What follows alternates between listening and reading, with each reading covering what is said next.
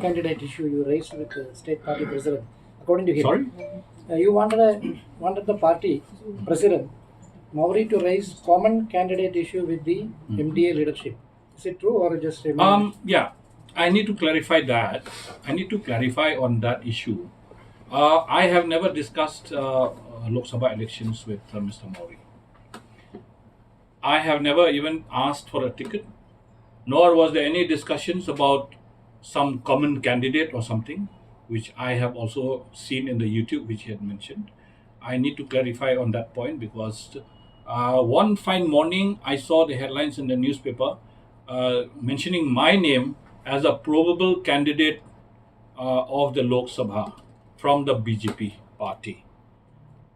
Immediately, I called up Mr. Dipayan Chakrabarti, who is the vice president of the state BJP, and I said, how is it, without my knowledge, that my name has come out in the press about being an MP candidate?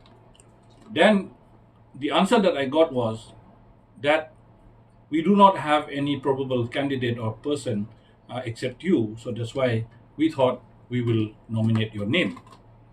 So if they have discussed among themselves, I have nothing to say on that.